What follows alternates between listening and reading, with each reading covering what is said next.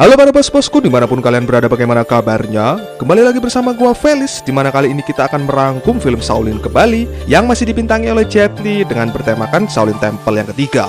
Masih dengan tema yang sama yaitu balas dendam, film ini akan mengisahkan dua perguruan Shaolin sekaligus, di mana salah satu dari murid kedua perguruan tersebut terlibat sebuah misi balas dendam kepada pihak pemerintah karena adanya luka pahit yang dibuat oknum pemerintahan tersebut di masa lalu.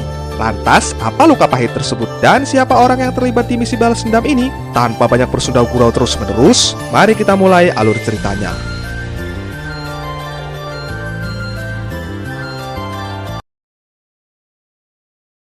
Kisah diawali dengan memperlihatkan kastil pemerintahan di sebuah desa, di mana pada saat itu tengah terjadi sebuah peristiwa tragis yang menimpa salah satu pejabat di sana, di mana pejabat tersebut saat itu tengah dihukum gantung karena melakukan sebuah pelanggaran yang cukup fatal.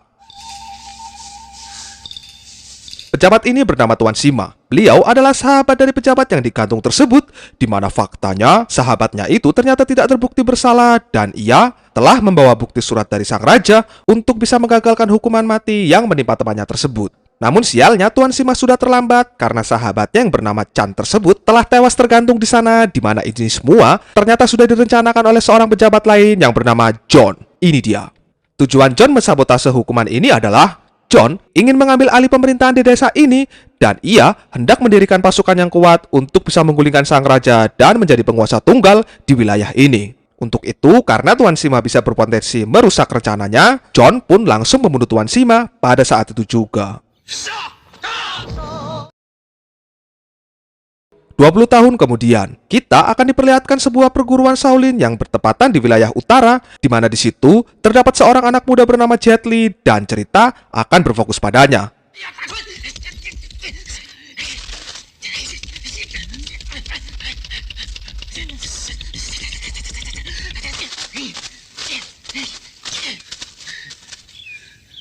Dalam mengarungi kehidupan di perguruan Shaolin Utara, Li memiliki banyak teman dan guru di sana, di mana faktanya Li tinggal dan hidup di perguruan Shaolin sejak dirinya masih kecil karena ternyata Li ini adalah anak dari pejabat Chan yang dihukum gantung oleh si John dahulu. Jadi bisa kita ambil kesimpulan dan sudah pasti kesimpulan itu benar bahwa Li ini berada di sini untuk bisa belajar kungfu agar bisa menuntaskan misinya, yaitu balas dendam.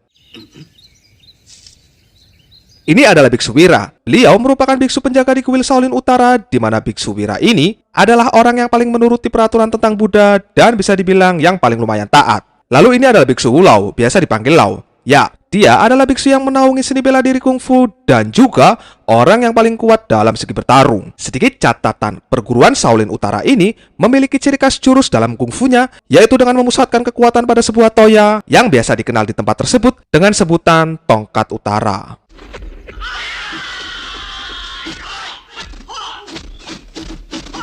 Terlihat Guru Lau sangat antusias dalam melatih anak-anaknya, di mana Guru Lau agak terheran-heran ketika melihat Li menunjukkan perbedaan dari murid lainnya, di mana Li terlihat sangat bersemangat berlatih dan itu membuat Guru Lau bingung bercampur terkesan padanya.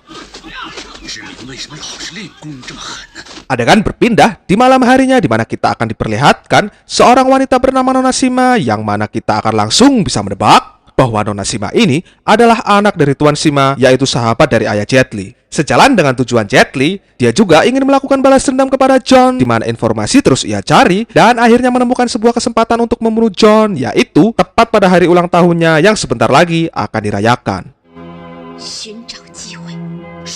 Sedikit informasi, meski Li dan Nona Sima memiliki ayah yang bersahabat, mereka belum kenal satu sama lain karena mereka pada saat itu masih bayi. Lanjut.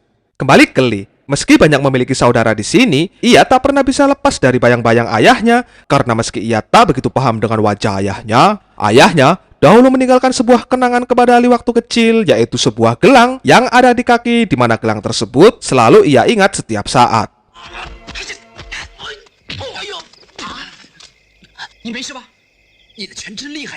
Di sini, Li dan temannya yang sedang mencari angin di luar tak sengaja melihat Guru Lau tengah berjalan, di mana Guru Lau rupanya hendak berlatih kungfu untuk mengasah kemampuannya agar tidak tumpul. Sontak, Li dan temannya yang asing dengan jurus tersebut langsung mengikuti gerakan gurunya dan Li berhasil menguasai sedikit jurus milik gurunya tersebut.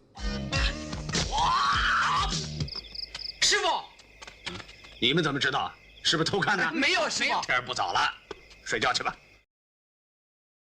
Singkat cerita, 1 minggu pun berlalu. Kini, perguruan mereka kedatangan tamu sesama Shaolin, yaitu Shaolin Selatan, di mana tujuan mereka berkunjung kemari adalah untuk melakukan sebuah tanding jurus melawan Shaolin Utara, di mana agenda ini selalu rutin dilakukan sebulan sekali demi mempererat tali persaudaraan di antara mereka. Lee yang merasa bahwa agenda ini akan menguras tenaga, ia pun berinisiatif untuk memasukkan daging pada sebuah roti yang akan mereka jadikan sarapan nanti agar mereka bisa mendapat tenaga lebih saat bertanding nanti. Cara mendapatkan daging tersebut, Lee melibatkan anak-anak warga desa untuk membawakan ular kepadanya dengan mengirimnya melalui sebuah tembok yang dilakukan dengan sembunyi-sembunyi. Alasan mengapa anak-anak ini mau disuruh oleh Lee ialah karena Lee sering diam-diam mengajarkan mereka semua seni bela diri kungfu milik Shaolin. 哎，师兄们，快吃啊，快吃啊！啊，师傅，我这是师傅，这个是孝敬您的。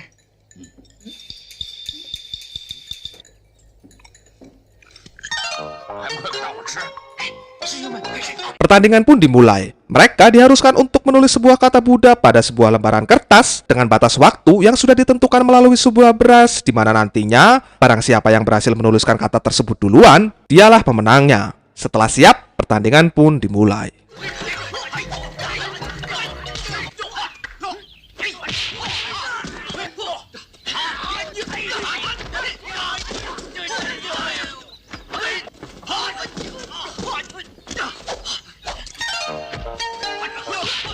Meski sempat unggul di awal-awal pertandingan, Shaolin Utara harus menerima kenyataan bahwa mereka dikalahkan karena tidak fokusnya Lee tatkala melihat seekor burung yang melintas. Shaolin Selatan yang memiliki jurus yang berpusat pada tangan mereka mampu memanfaatkan waktu dengan sebaik mungkin sehingga tapak Shaolin dari Selatan mampu keluar menjadi pemenangnya.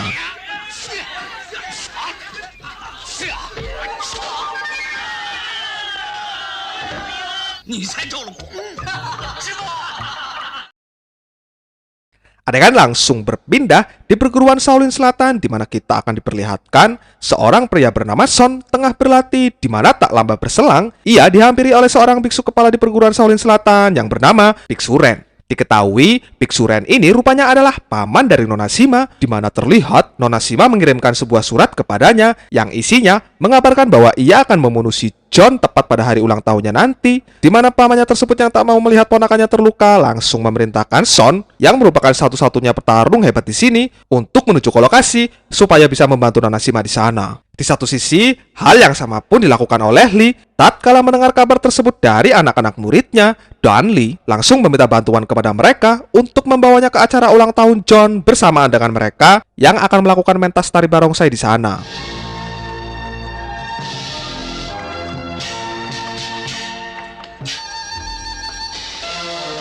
John sendiri saat ini digambarkan sudah menjadi wali kota atau raja di wilayah ini, di mana John jelas memiliki penjagaan yang super ketat dan itu akan membuat mereka cukup kesulitan untuk membunuhnya.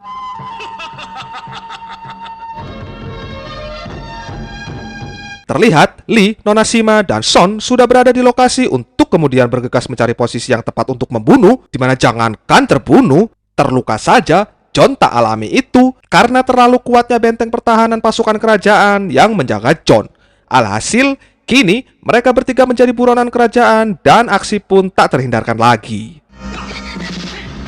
司马姑娘，快走！抓起来！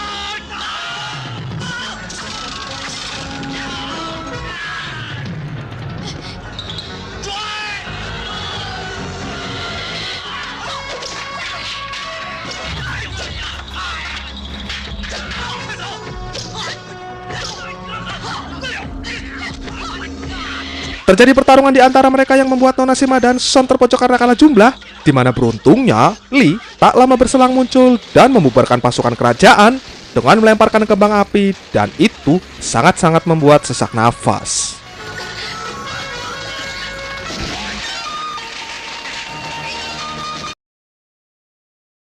Pengejaran pun berlanjut hingga tengah malam, di mana mereka bertiga sempat terjadi sedikit kesalahpahaman lantaran sebab-sebab yang tidak penting, di mana tanpa mereka sadari pasukan kerajaan masih mencari mereka, dan sialnya akibat kecerobohan tersebut Nona Shima harus terkena satu anak panah meski mereka masih beruntung bisa kabur dari tempat ini. 怎么样？没什么。Keesokan harinya mereka mendapati banyak para warga yang melintas ke arahnya, di mana faktanya mereka semua adalah rombongan pedagang yang tak bisa melewati jalan utama karena ternyata semua jalan menuju ke selatan saat ini sudah diblokade oleh para pasukan kerajaan yang masih mencari keberadaan mereka bertiga. Kondisi tersebut jelas membuat Nona Shima dan Son menjadi bingung karena sejatinya mereka hendak pulang ke selatan untuk bisa menemui pamannya. Beruntung, Lee mempunyai ide untuk bisa lewat dari penjagaan dengan melakukan penyamaran sebagai pengembala domba dan penyamaran pun dimulai.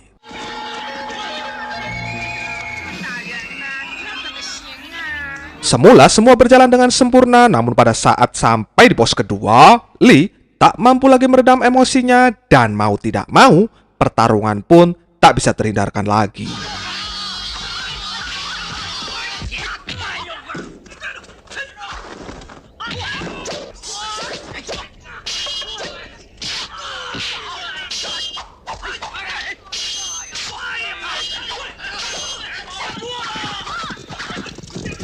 Mereka dibuat kesulitan karena harus meladeni banyaknya pasukan kerajaan, namun beruntung, lagi-lagi Lee bisa menyelamatkan Nona Shima kabur, dan Son yang kala itu tertinggal pun akhirnya juga bisa kabur dari kerumunan tersebut.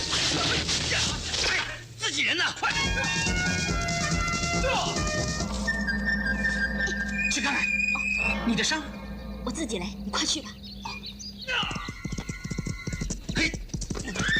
Di sini sempat terjadi kesalahpahaman kembali antara Lee dan Son lantaran Son mengira Lee telah mencari kesempitan dalam kesempatan kepada Nona Shima. Namun Lee membantah karena dirinya adalah seorang biksu dan di sini Lee akhirnya mengutarakan bahwa fokusnya hanya untuk membalaskan dendam atas kematian ayahnya dan itu membuat mereka sontak langsung terdiam. 对，这次失败，下次一定。 Dan pada akhirnya mereka pun mengetahui identitas satu sama lain, lalu memutuskan untuk bersatu melawan John bersama-sama. Sementara itu, John sendiri akhirnya memutuskan untuk terjun langsung ke selatan karena anak buahnya tak ada lagi yang sanggup menangkap mereka bertiga. Kembali ke aktor utama. Di sela-sela istirahat dilakukan, Jet Li mendapati Nona Shima memiliki gelang yang sama dengan miliknya, di mana faktanya mereka memang sudah dijodohkan sejak kecil oleh ayah mereka, dan itu membuat Li seketika langsung galau. 云飘过温波，重重的心好像着了火。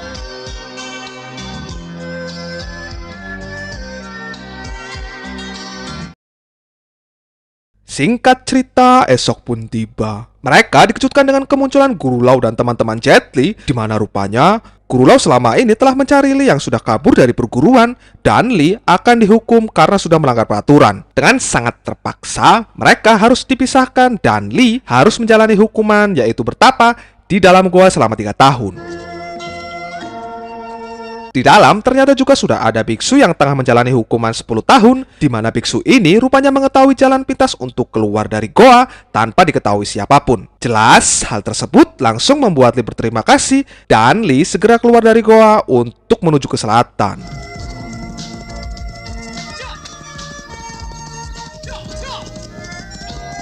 Di satu sisi, John dan anak buahnya pun saat ini sudah tiba di daerah selatan, di mana mereka tengah menunggu jenderalnya yang mencari lokasi perguruan selatan. Dan ketika dua jenderalnya sudah menemukan lokasi tersebut, mereka langsung kembali untuk memberitahukan hal ini ke John, dan John siap melakukan penyerangan.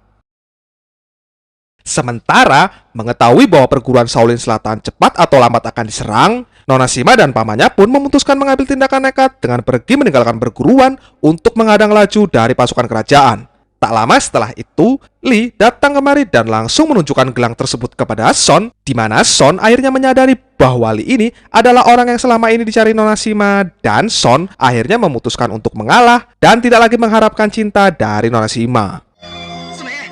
司马懿，啊，坏了，怎么了？走了，他们。 Mengetahui Nona Shima telah pergi, mereka bergegas untuk mencarinya, di mana pada saat yang bersamaan tersebut, para guru dan teman-teman Lee dari utara juga sudah berada di sini untuk mencari keberadaannya. Dan karena mereka tetap harus menyelamatkan Nona Shima, Lee pun memilih untuk tetap kabur dan beruntungnya mereka berhasil. Dalam pelariannya, mereka mendapati Guru Ren atau paman Nona Shima dan para biksu selatan sudah tewas, di mana mereka yang tak melihat Nona Shima di situ langsung bergegas untuk mencarinya.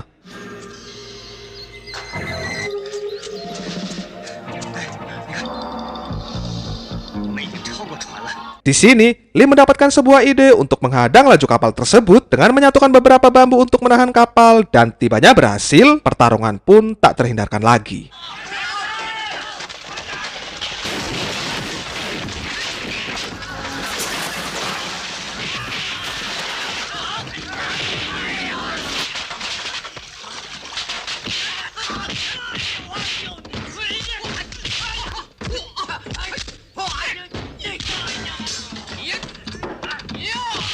Meski melawan banyaknya pasukan kerajaan, mereka berdua masih mampu menaklukkannya dengan jurus Shaolin mereka. Hingga pada saat John turun langsung, barulah mereka dibuat kewalahan dengan ketangguhan yang John miliki. Beruntung tak lama setelah itu, muncullah kedua belah pihak Shaolin, baik selatan maupun utara, di mana mereka langsung terjun untuk membantu dan pertarungan kembali berlanjut.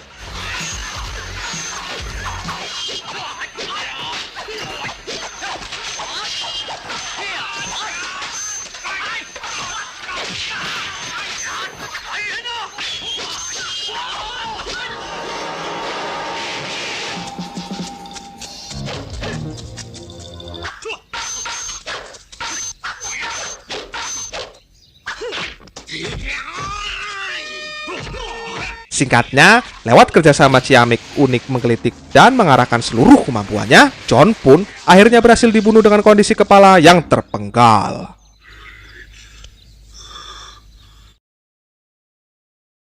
Di scene akhir, Li pun memutuskan untuk tetap menjadi biksu dan kembali ke utara, lalu merelakan cintanya dengan memberikan gelang miliknya kepada Son. Tamat. Oke bos, sekian dulu. Sampai ketemu lagi di next videonya. Thanks for watching. See you the next video. Peace always and see you again, man.